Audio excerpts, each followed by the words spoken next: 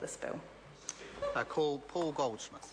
Mr. Speaker, I rise to speak in favour of this bill, the Student Loan Amendment Bill, which implements reforms announced in the Budget 2011 and builds on earlier acts passed last year.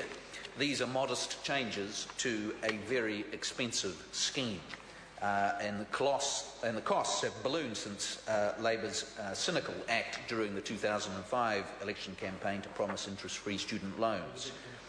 And now every dollar that we lend is immediately written down to around 54.75 cents. And borrowers are naturally in no hurry to repay their loans when the money is free. But of course the money is not free.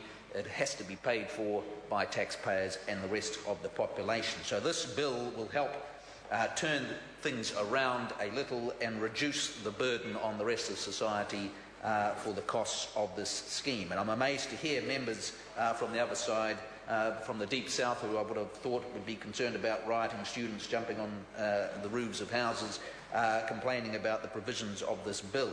If anything, it could be going further. In detail, what we're looking at here is a bill that makes it mandatory to provide a New Zealand-based contact person when applying for repayment holidays, and those holidays will be cut from 3 to 1 year. This is very simple stuff that I don't think anybody reasonably could object to. The student loans budget package includes a change requiring every new loan received by StudyLink to include that contact person as a condition of getting a student loan.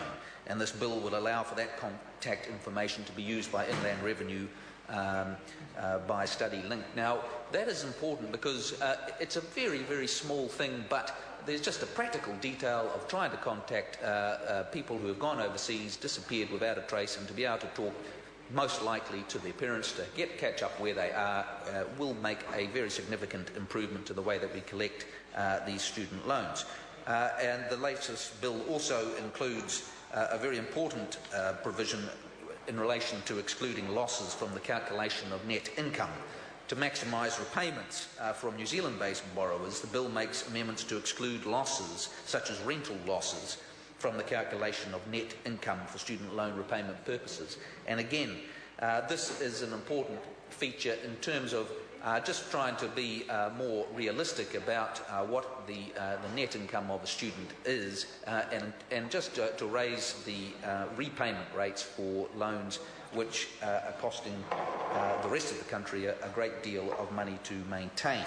Now, we've heard also that the prediction is that this may be saving or increasing repayments by around 14 million a year. It's not a large amount compared with the overall loans, but it is quite a significant, about 2 or 3% increase on the repayments that we're getting on a regular basis. So that's very worthwhile, getting extra money in to repaying what is a very large debt to the rest of the community. So I'm in favour of this bill, and I'm looking forward to hearing about further in the committee stage. Thank you. I call Tracy Martin. Kia ora, Mr. Speaker.